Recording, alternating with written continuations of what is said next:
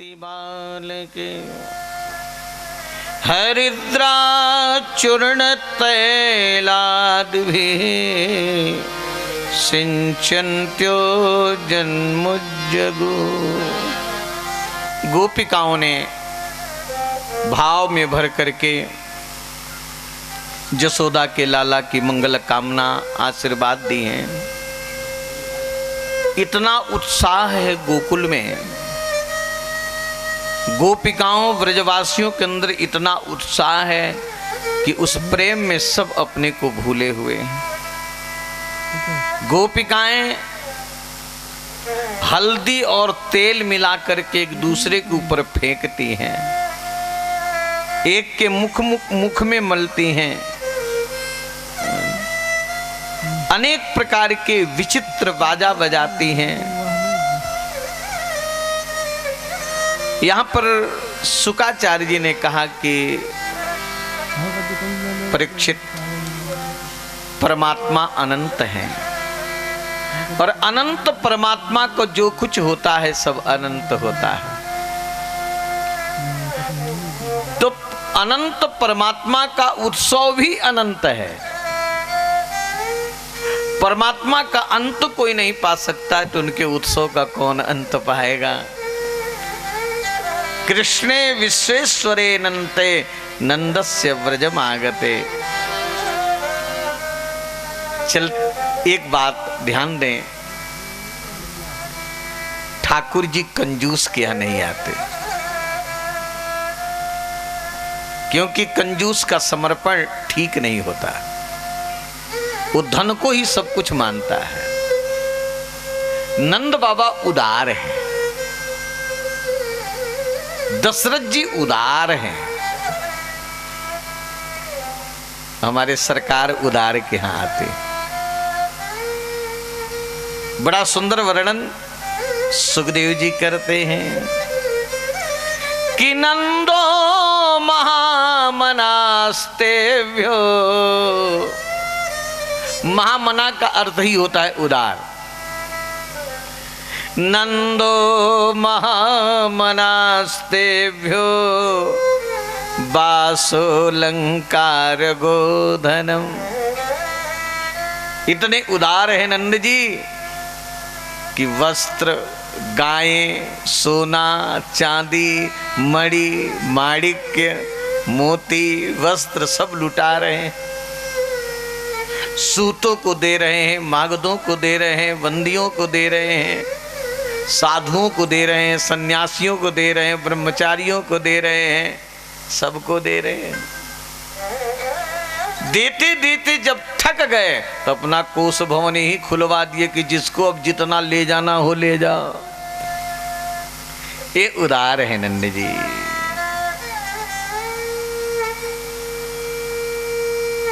नंद के भवन में बाबा नंद के लाला का दर्शन करने और नंद जी के लाला को बधाई देने ब्रज क्षेत्र का कोई नहीं बचा जो आया न हो, सब आया।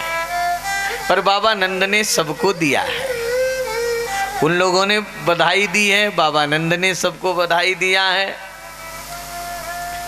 लेकिन नंद के भवन में ही एक ऐसी महिला है जो उत्सव में नहीं आई। जब नंद भवन में ही रहती हैं तो उत्सव में क्यों नहीं आई? ये वसुदेव की पत्नी रोहिणी है। कंस से विरोध हो गया तो श्री वसुदेव जी महाराज अपनी पत्नी रोहिणी को नंद बाबा के घर भेज दिए थे। और इन्हीं रोहिणी से भगवान अनंत का प्राकट्य हुआ है। जो रामावतार में लक्ष्मण थे वही यहाँ पर बड़े भाई बन करके आए हैं। रोहिणी जी उत्सव में इसलिए सम्मिलित नहीं हुई कि मेरे पति के 6 पुत्र मारे गए हैं और मेरे पति अब तक जेल में थे और मेरे पति के ऊपर इतना दुख और विपत्ति, मैं किसी उत्सव और नाच गाने में कैसे सम्मिलित हूँ, इसलिए रोहिणी जी नहीं गई। नंद जी ने देखा कि रोहिणी क्यों नहीं आई, बड़े सरल हैं। नंद बाबा जहाँ रोहिणी निवास कर रही थी, रोहिणी के पास पहुँचे। रोहिणी जी से कहे कि रोहिणी जी आप यहाँ बैठी हैं, आगंतुकों की इतनी भीड़ है, जसोदा जी सूतिका घर में बैठी हैं, कम से कम आगंतुकों की आप घर की स्वामिनी बनकर के व्यवस्था तो देखो।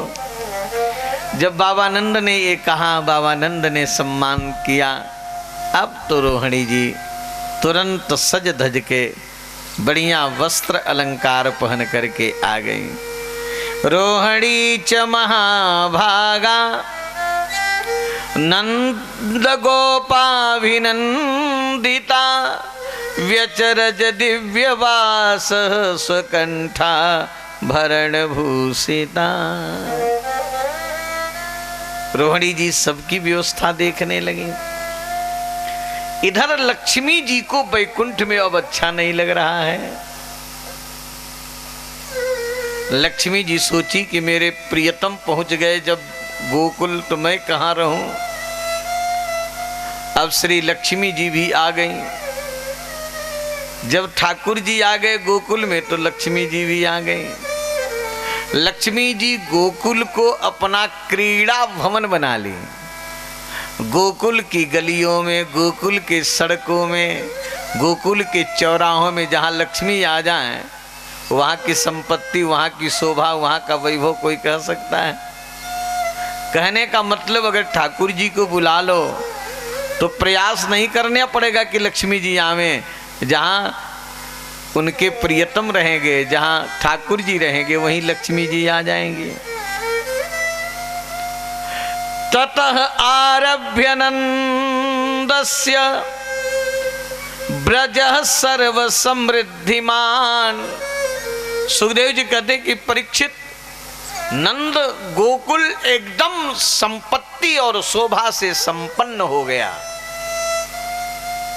क्यों कि हरे निवासात्म गुणई रमा क्रीडन अभून नृप।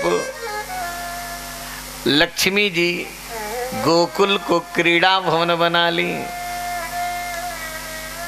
इधर श्री नंद जी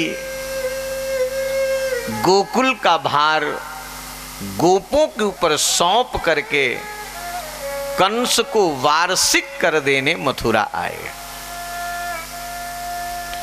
गोपान गोकुल रक्षायाम निरूप्य मथुराम गतः नंदः कंसस्य वार्षिक्यम करम दातुम कुरुद्वः।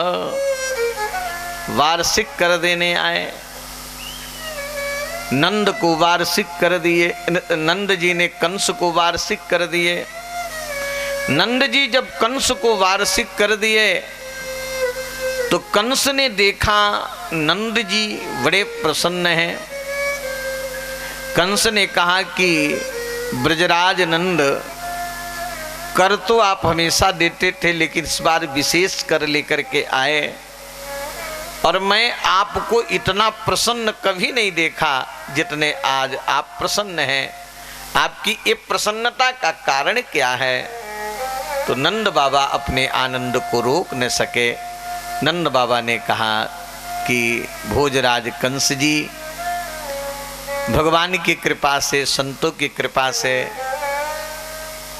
आप बड़ों की कृपा से मेरे घर में पुत्र होने की आशा नहीं थी, और आज मेरी जसोदा रानी से एक पुत्र हुआ है ना। उसी की प्रसन्नता और आनंद में मैं झूम रहा हूँ। कंस ने कहा कि नंद जी, आपके बेटे को मैं भी आशीर्वाद दे रहा हूँ कि आपके पुत्र जुग जुग जीते रहें। नंद जी को प्रसन्नता हुई कि चलो दुश्मन का भी आशीर्वाद मिल गया। कंस ने भी आशीर्वाद दिया। इधर वसुदेव जी को पता चला कि नंद जी आए, तो वसुदेव जी नंद जी से मिलने चलते हैं। श्री वसुदेव जी महाराज जानते हैं कि नंद के यहाँ जो आनंद है वो नंद का नहीं, वो तो मेरा है, मैं पहुंचा आया हूं। तो चलो नंद से मिल भी आएंगे और लाला का भी समाचार मिल जाएगा। ये सोच करके श्री वसुदेव जी नंद जी से मिलने चले। तम दृष्ट्वा सहसोत्थाय, कथा के साथ साथ यहां पर प्रेम की जो महिमा है ध्यान दे लीजिएगा। मित्र मित्र को देख करके अगर घर में बैठा है तो उसका प्रेम नहीं है। कोई भी आपका प्रेमी जिससे आपका प्रेम है, संबंध है, उसके आगमन को सुन करके आप घर में बैठे हैं तो आपके अंदर प्रेम नहीं है। जिससे प्यार होता है महाराज, उसके आगमन को सुन के कोई अपने को रोक पाएगा, देख करके रोक पाएगा। वसुदेव जी को आते हुए दूर से नंद बाबा देखे कि मेरे वसुदेव आ रहे हैं, मेरे परम मित्र वसुदेव आ रहे हैं, तो बाबा नंद दौड़ पड़े और ऐसे दौड़े हैं, ऐसे प्रसन्न हुए हैं जैसे किसी के शरीर से प्राण निकल गया हो, पुनः प्राण आ जाए। तम दृष्ट्वा सहसोत्थाय देह प्राणमिवागतम् प्रीतः प्रियतमं दुर्भ्याम सस्वजे प्रेम विह्वल। अच्छा बात बताओ, बहुत दिनों के बाद कोई प्रेमी मिले तो क्या आपकी आंखों रोक पाएंगी? आंखों में अश्रु आएगा कि नहीं आएगा? ये आनंद के अश्रु हैं। बहुत दिनों के बाद मिलन हुआ है। श्री नंद जी वसुदेव जी को छाती से लगाते हैं, वसुदेव जी नंद जी को छाती से लगाते हैं। दोनों का मिलन छाती से छाती, गला से गला और भुजा से भुजा।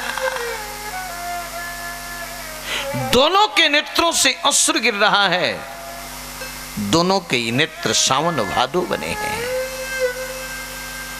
प्रेम विह्वला। कुछ देर के बाद श्री नंद जी ने अपने को संभाला, वसुदेव जी ने अपने को संभाला। नंद जी वसुदेव जी का स्वागत करते हैं।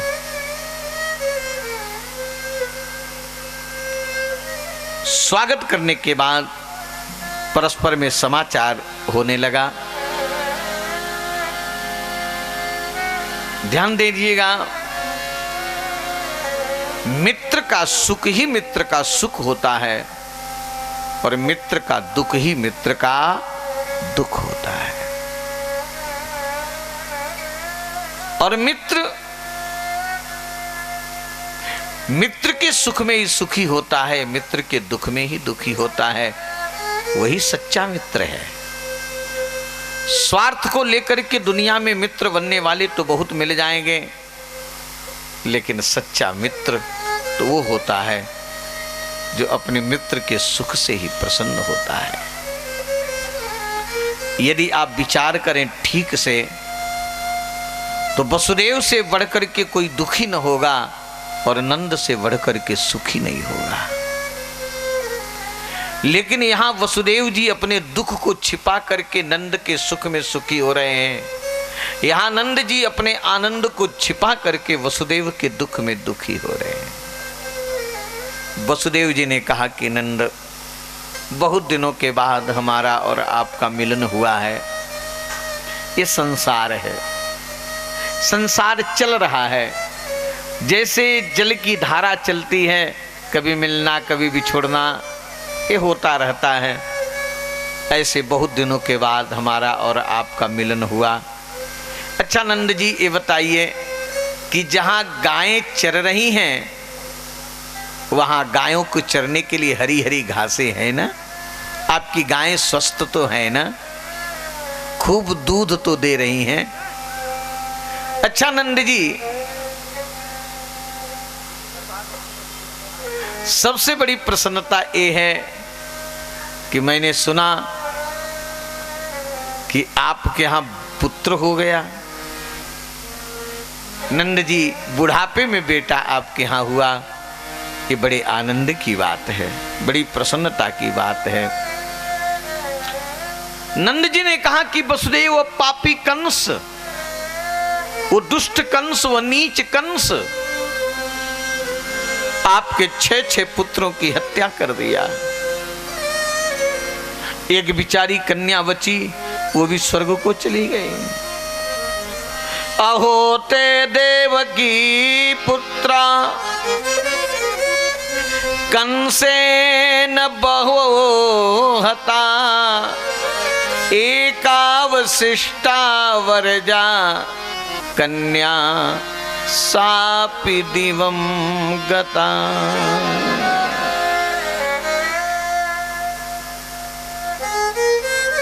वसुदेव,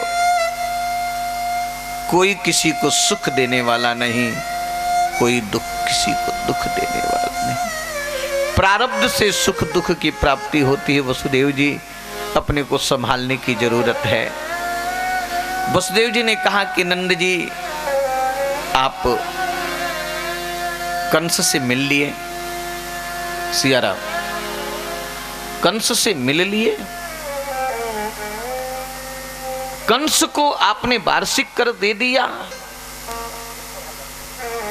जब कंस से मिल लिए, कंस को वार्षिक कर दे दिए, तो आप मथुरा में रुके क्यों हो?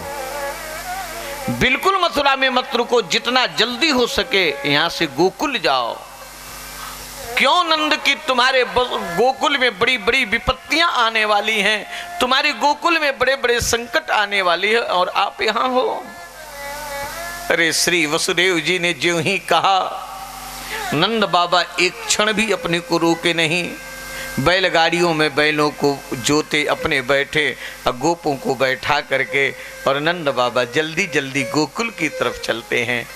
और नंद बाबा के हाथ में माला है, और माला में एक मंत्र बस चल रहा है, हे हरि हमारे लाला की रक्षा करना, हे हरि हमारे लाला की रक्षा करना। कहने का भाव, अगर जीवन में संकट आवे, चाहे संकट आने की संभावना हो, तो संसार से मत कहो, दुनिया से मत कहो, दुनिया की आशा मत करो। अगर जीवन में संकट आ जाए, चाहे संकट आने की संभावना हो, तो दुखहारी परमात्मा से कहो। दुखहारी तो भगवान है। नंद बाबा बस यही पुकारते हुए चलते हैं। नंदः पथि बचः सौरेर नमृषेति विचिन्तयन्, हरिं जगाम शरणं उत्पातागमन संकित।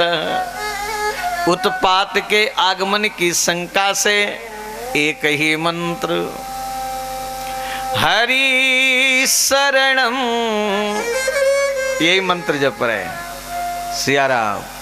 हरि शरणम, हरि शरणम, हरि शरणम, हरि शरणम, हरि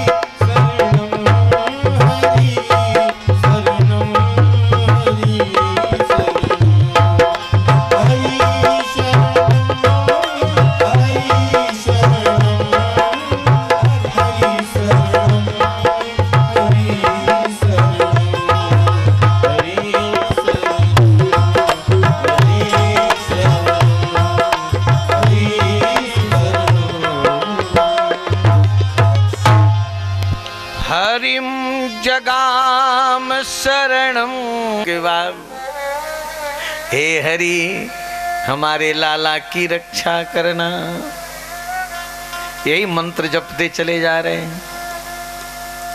इधर पापी कंस, ध्यान देना,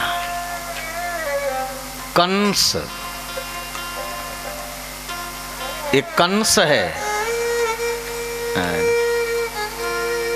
जिसके जीवन में केवल पाप ही पाप है, हिंसा करता है।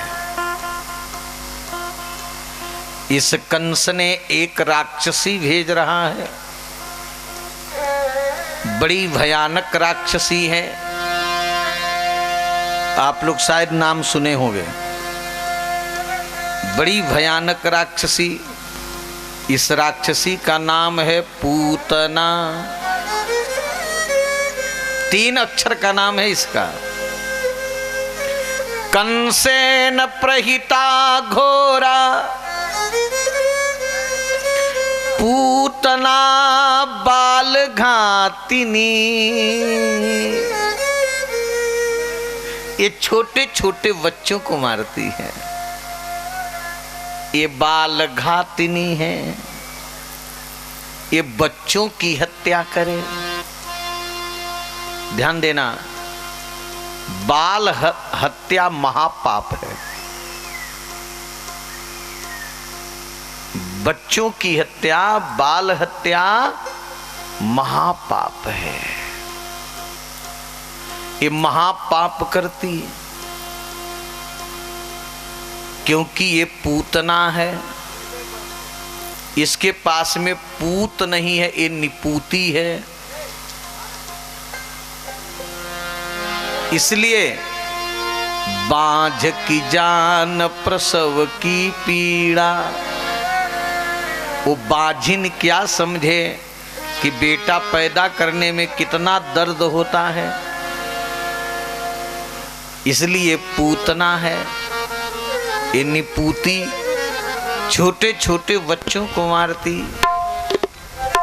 पूतना माने अशुद्ध है, इसका जीवन अशुद्ध, इसका विचार अशुद्ध, इसका जन्म अशुद्ध, इसका कर्म अशुद्ध, इसका वंश अशुद्ध, ये अशुद्ध है, इसलिए पूतना पवित्र नहीं है।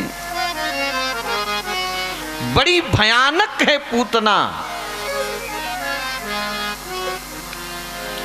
अपने छाती में, अपने यस्तन में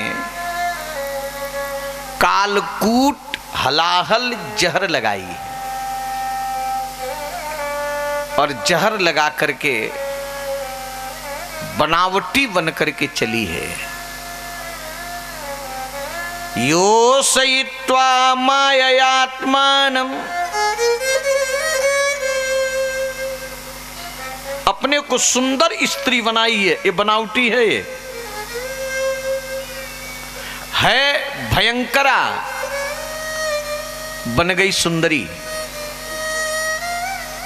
ये भयंकरा है, सुंदरी बन गई। ये बुढ़िया है, जवान बन गई। इसके नेत्र बिल्ली जैसे काली काली कजराली नेत्र वाली बन गई। इसका पेट नगाड़ा जैसे सुंदर कमर वाली बन गई। ये सब बनावटी है इसका। अपने बाल को झाड़ करके मल्लिका का फूल लगाई है, मुस्कुराते हुए हाथ में फूल ले करके घुमाते हुए गोकुल की सड़क में घूम रही है। और एक किसी के घर में चली जाए, इधर उधर मौका देखे, अपने यस्तन में जो जहर लगाई है छोटे बच्चों के मुंह में डाल देती, वो मरते जाते। ऐसे बच्चों को मार रही है। छोटे छोटे गांवों में, छोटी छोटी बस्तियों में प्रवेश कर जाए और बच्चों की हत्या करती है। जो बच्चों की हत्या करे वही है पूतना। क्या कहूं, बुरा मत मानना। आजकल लोग मशीन से यंत्र से चेक करवा लेते हैं कि पेट में बेटा है कि बेटी, और पेट में गोली खा करके, जहर खा करके बच्चे को मार डालते हैं। ये महापाप है, कभी भी ऐसा नहीं होना चाहिए। भ्रूण हत्या महापाप है। मैं व्यासपीठ से कह रहा हूं, माताओं, सबके रक्षक परमात्मा हैं, कभी ऐसा ये पाप न बनने पावे जो स्त्री गर्भ के बच्चे को गोली खा करके नष्ट करती, मारती है, उसकी गणना पूतना में ही है, और ऐसी स्त्री को ही पुत्र के लिए तरसना पड़ता है। ये छोटे छोटे बच्चों की हत्या करती, बहुत से बच्चों को मारती हुई ये पापिनी दुष्टा नंद भवन की तरफ पहुंच गई, और नंद भवन में पहुंच करके आवाज लगाई, यशोदा बहन। यशोदा जी ने सोचा कि मेरी बहन कहां से आ गई, थोड़ा देखूं तो। यशोदा जी बाहर निकली, कौन हो मेरी बहन? उसने कहा, यशोदा जी नहीं पहचानी, मैं आपकी रिश्तेदारी में बहन लगती हूं, मैं आपकी बहन हूं। यशोदा ने सोचा हो सकता है कि मैं 80 साल की डोकरी हो गई, बुढ़ापे में स्मरण कम हो जाता है, हो सकता है कि मेरी बहन हो, मैं पहचान न पा रही हूं। इनका नाम ही यशोदा, दूसरे को यश देने वाली। यशोदा ने कहा, ठीक है बहन, जब तू मेरी बहन है तो चलो। अच्छा यशोदा बहन, मैं इसलिए आई कि अपने लाला को तो दिखा दो, अपने लाला का दर्शन तो करा दो। यशोदा जी ने कहा कि जब तू मेरी बहन हो तो बहन से कोई छिपाव तो है नहीं, जब मेरी बहन हो तो मेरी लाला की तू मौसी है, तो जाओ, मेरा लाला पालने में झूल रहा है, तू दर्शन कर ले। यशोदा ने विश्वास करके इस राक्षसी पूतना को अपनी बहन मान करके, अपने लाला की मौसी मान करके अकेले पूतना को भेज दी। अकेले पूतना को जब भेज दी यशोदा, ये पूतना जब चली है तो परमात्मा से कोई बात छिपी नहीं। परमात्मा समझ गए, ओहो मेरी माँ की बहन बन करके ये मेरी मौसी बन करके आ रही। सोचे भगवान कि अगर मेरी दृष्टि पड़ेगी तो किसी की बनावटीपन रह ही नहीं सकता, इसका भंडा फोड़ हो जाएगा, गोकुल में हल्ला मच जाएगा, इसका उद्धार नहीं कर पाऊंगा। इसलिए पूतना को आती हुई देख करके भगवान अपनी आंख बंद कर लिए। विबुध्यताम बालक मारिकाग्रहम, सियाराम, चराचरात्मा सनिमीलित क्षण। हाँ, चर अचर के जो स्वामी हैं, चराचर के जो मालिक है, वे परब्रह्म परमात्मा बालक बने हुए पूतना को देख करके अपनी आंख बंद कर लिए। पूतना को देख करके भगवान अपनी आंख क्यों बंद किए, इस पर संतों ने, आचार्यों ने, महापुरुषों ने बहुत चिंतन किया है। संतों ने अपना अपना भाव बड़ा सुंदर प्रकट किया है। उन्हीं संतों, उन विद्वानों में एक श्री वृंदावन धाम के बड़े रसिक महापुरुष हो गए हैं श्री वल्लभाचार्य भगवान।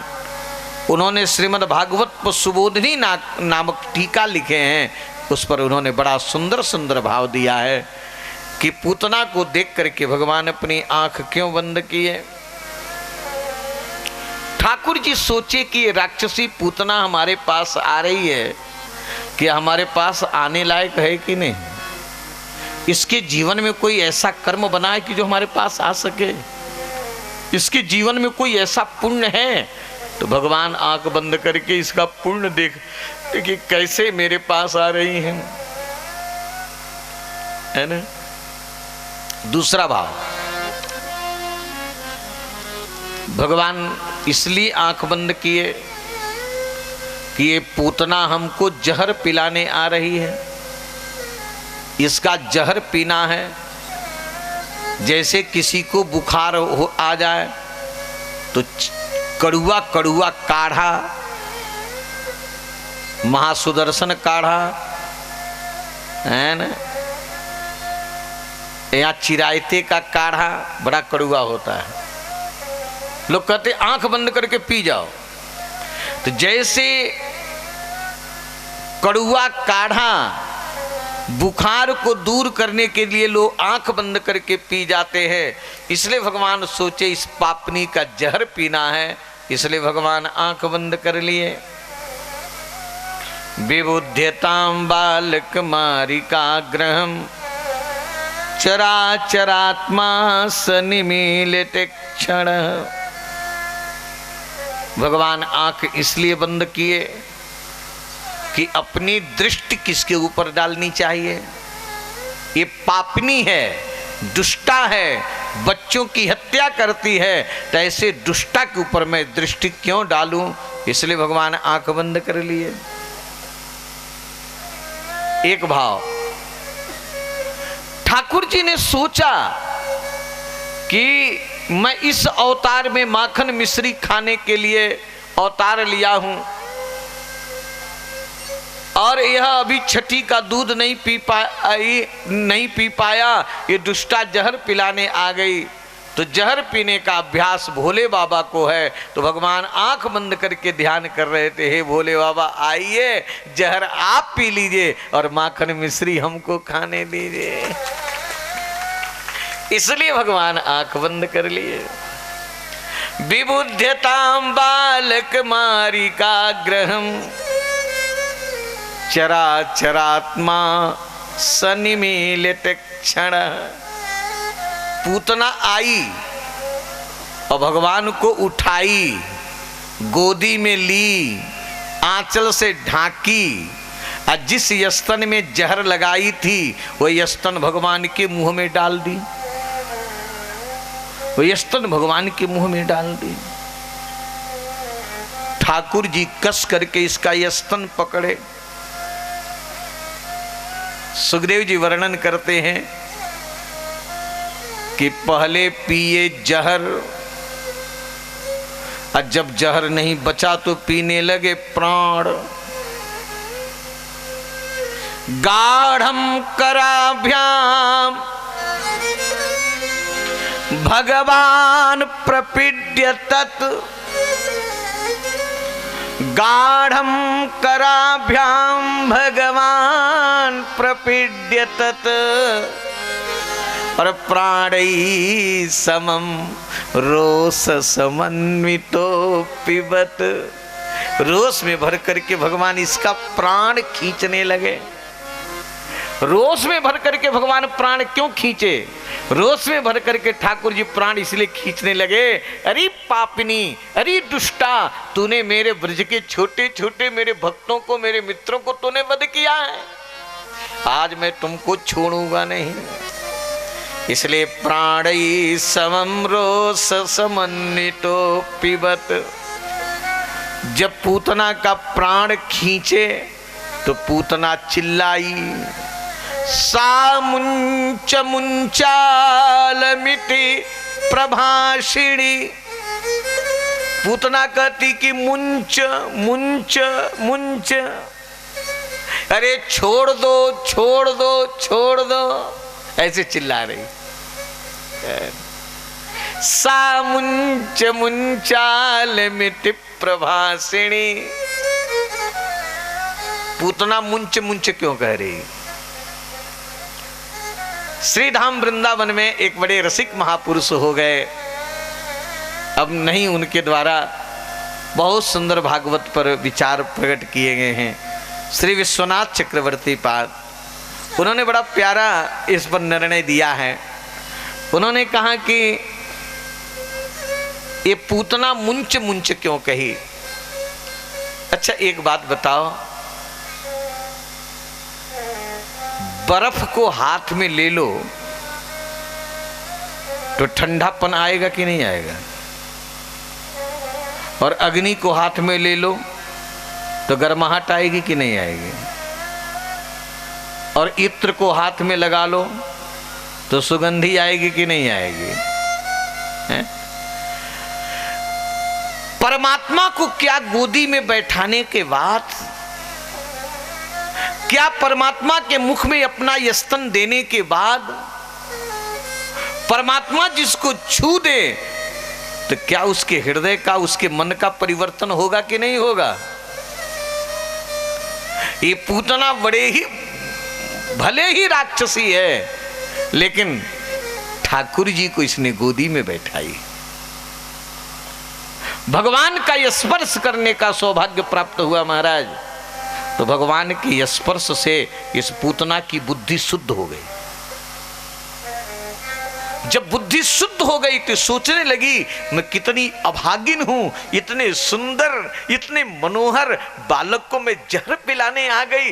तो कहती मुंच मुंच छोड़ दो, मत पीना मत पीना, जहर लगा है, मुंच मुंच छोड़ो छोड़ो। भगवान के देखो मौसी, एक तो मैं पकड़ता नहीं, एक तो मैं पकड़ता नहीं, और जब पकड़ लेता तो जल्दी छोड़ता नहीं। ठाकुर जी की पकड़ बहुत मजबूत है। कोई इतिहास बता सकते हैं कि भगवान जिसको पकड़े कभी छोड़े हों? हैं? और कोई आप इतिहास बता सकते कि संसार के लोग पकड़े हो तो पकड़े रहे हो? संसार की पकड़ बहुत कमजोर है, ठाकुर जी की पकड़ बहुत मजबूत है। बस इस कथा से हम आप निर्णय ले लें कि हम दुनिया की पकड़ में नहीं आएंगे, भगवान की पकड़ में आएंगे। एक बार ठाकुर जी की पकड़ में तो आ जाओ। एक बार ठाकुर जी जिसको गह लेते, जिसको पकड़ लेते, उसको अपनी गोदी का प्यार देते, उसको फिर दुनिया में छोड़ते नहीं, अपने पास ले जाते।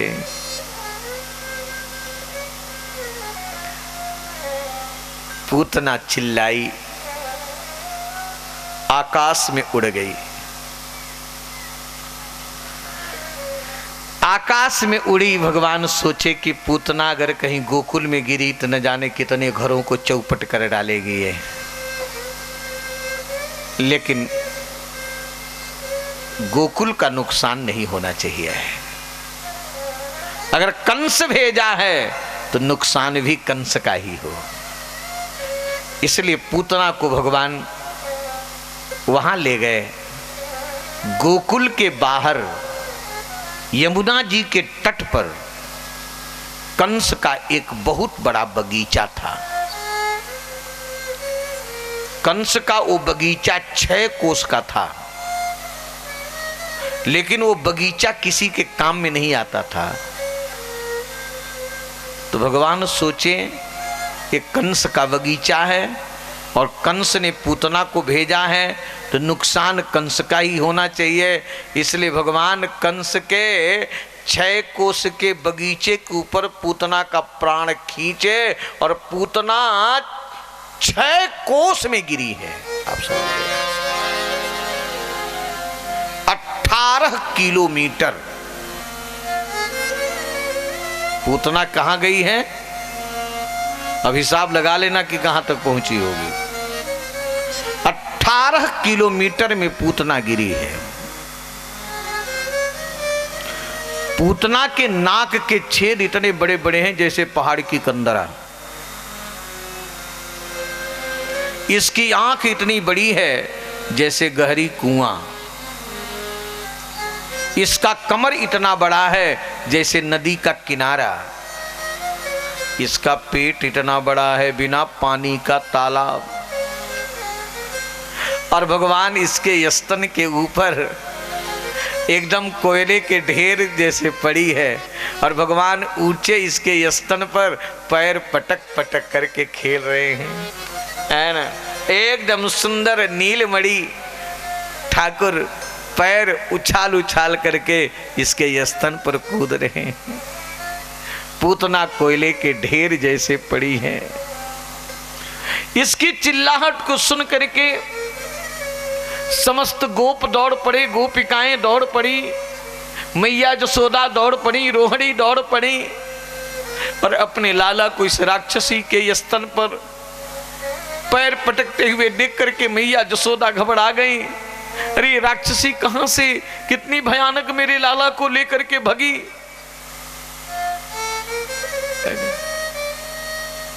गोप उतारने के लिए गए हैं पूतना की छाती के ऊपर से भगवान नीलमणि को। इसके शरीर इसके बाल का रस्सा बना करके चढ़े। 1000 2000 गोप तो इसके पेट पर घूमे, इतना बड़ा पेट। 1500 गोप तो इसके नाक में जाएं और निकले, इतनी बड़ी नाक।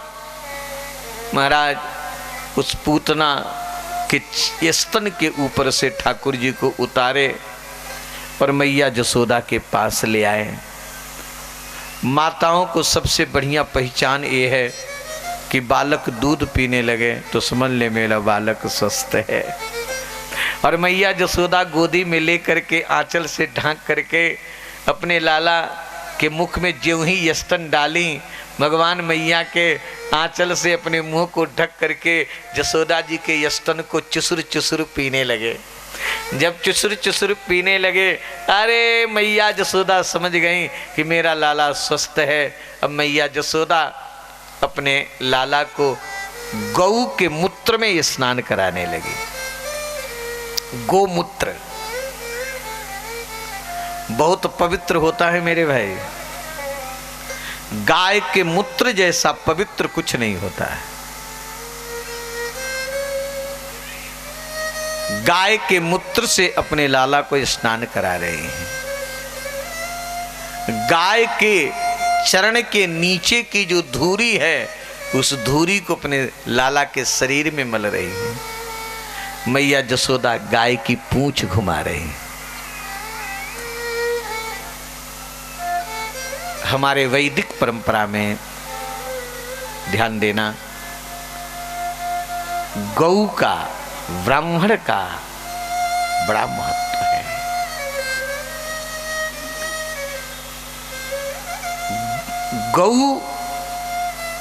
गौ माता पशु की आकृति में है, लेकिन कभी गाय को पशु नहीं मानना चाहिए। गाय को पशु मान के उपेक्षा मत करो। गाय के रोम रोम में देवताओं का निवास होता है। मैं शास्त्र की बात कह रहा हूं। गाय का जहां गोबर गिरता है, गाय का जहां मूत्र गिरता है, वहां लक्ष्मी का वास होता है। किसी बच्चे को नजर लग जाए, आप विश्वास करिए, किसी बच्चे को नजर लग जाए, गाय की पूंछ घुमा दो, नजर उतर जाए। मैया जसोदा गोमूत्र में गोमूत्रेण स्नापयित्वा पुनर्गोरज सार्वकम, मैया रक्षा मंत्र पढ़ी हैं। मैया जसोदा बड़ी प्रसन्न है, मेरे लाला की रक्षा हो गई। इधर नंद बाबा जल्दी जल्दी बैलगाड़ी में बैठ करके मंत्र जपे हुए चले आ रहे थे। ज्यों ही गोकुल की तरफ जब आगे बढ़े, तब तक इस राक्षसी पूतना को मरे हुए देखे। नंद बाबा ने कहा कि गोपों, वसुदेव जी भविष्य वक्ता हैं। वसुदेव जी जो जो कहा वो हो करके रहा। वसुदेव ने कहा कि तुम्हारे गोकुल में विपत्ति आने वाली है। देखो ये राक्षसी जैसी विपत्ति, ये राक्षसी हमारे गोकुल में आई, और उधर वसुदेव के कहने पर मैंने माला जपना शुरू किया। मेरे माला जप का प्रभाव तो देखो, ये राक्षसी पूतना गोकुल में आई, और ज्यों ही मैं माला जप रहा था तब तक भगवान भेज दिए हनुमान जी को, तो हनुमान जी एक गदा पूतना को मारे तो मर गई। ये नहीं जानते हैं कि मेरे लाला ही तो भगवान हैं, क्योंकि वात्सल्य में बाबा नंद डूबे हैं। पूतना तो मर गई, मथुरा गोकुल का रास्ता बंद कर गई। एक ने कहा कि बाबा अगर पूतना सड़ी तो गोकुल में रहना मुश्किल हो जाएगा। तो क्या करना, कहीं इसको जला दिया जाए। कैसे जलाया जाए? कहे कि लकड़ी तो अपने आप इसके गिरने से पेड़ टूट करके गिरे हैं, लकड़ी की तो व्यवस्था है। अब इसको चिता लगा करके उसके ऊपर पूतना को डाल करके और जला दो। कहे कि बाबा 6 कोस में चिता लगानी पड़ेगी। मान लीजिए 6 कोस में चिता लग भी गई तो पूतना को उठा के कौन रखेगा? ये तो कैसे बड़ी समस्या है। अगर बाबा आज्ञा दे तो हम लोग इसको ठीक कर दें। बाबा ने कहा कि ठीक है। अब तो गोप लोग उठाए फरसा कलेवरम, इसके शरीर को गोप लोग काट रहे हैं। कलेवरम परशुभिर छित्वा तत्ते ब्रज कौकसः दूरे क्षिप्ता वयवसो न्यदहन काष्ठधिष्ठितम्। इसके शरीर को टुकड़े टुकड़े किए, इसके पैर के कई टुकड़े, इसके कमर के कई टुकड़े, इसके हाथ के कई टुकड़े, और काट काट करके अलग अलग ढेर लगा करके गोपों ने पूतना को जला दिया। पूतना जलने लगी। पूतना जली है तो दुर्गंधी नहीं निकली है। मेरे भाई, आप सबको अनुभव होगा कि किसी का लाश जलाओ तो दुर्गंधी निकलती है। इसलिए लोग लाश जलने के पहले अगरू, धूप, चंदन, घी ये सब डालते हैं लोग। इसलिए डालते हैं कि कम से कम शरीर जलेगा तो दुर्गंधी मिलेगी, जलाने वाले वहां रुक सके, है ना। इसलिए चंदन, धूप, अगरू डाला जाता है। पूतना के शरीर में न चंदन डाला गया है, न धूप डाला गया है, न घी डाला गया है, न अगरू डाला गया है। लेकिन तब भी पूतना का शरीर जब जला है तो धूप और अगरू की सुगंधी निकली है। इसके शरीर से सुगंधी क्यों निकली? बड़ा सुंदर भाव है कि पूतना ने परमात्मा को गोदी में ले लिया था। भले परमात्मा नहीं जानती थी, लेकिन ये परमात्मा तो हैं। आप आग मत जानो, लेकिन आग में हाथ डालोगे तो हाथ जलेगा। चंदन को मत जानो, लेकिन चंदन को अगर छू लोगे तो सुगंधी आएगी। भले पूतना भगवान को एक साधारण बालक समझी, लेकिन गोदी में तो ले लिया था।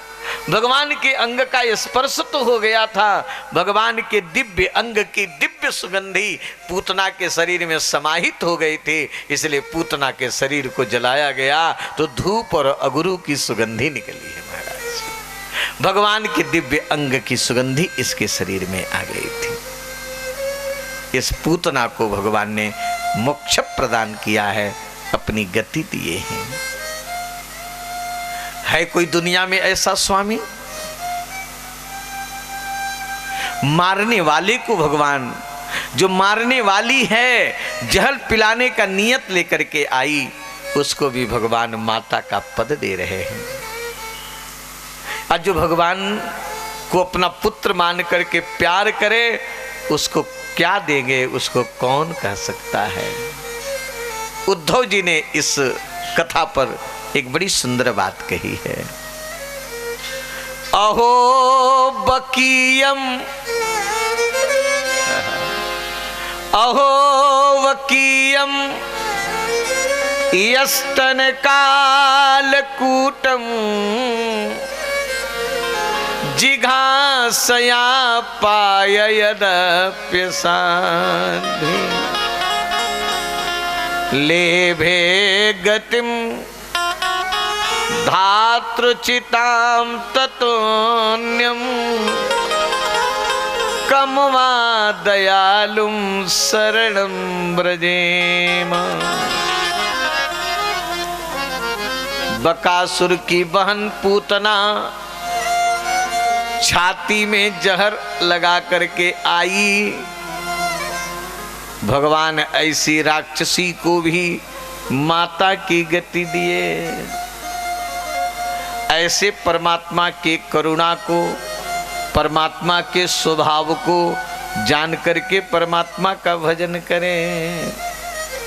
शिव जी कहते हैं कि उमा राम, उमा राम स्वभाव जे ही जाना। बहुत सरल, आप समझ लेंगे। उमा राम स्वभाव जे ही जाना, ताही भजन तजी भावन आना। ताही भजन तजी भावन आना। ऐसी राक्षसी के ऊपर भी प्रभु ने कृपा करी। जब उसके ऊपर कृपा कर सकते हैं तो क्या हम लोग ऊपर कृपा नहीं करेंगे?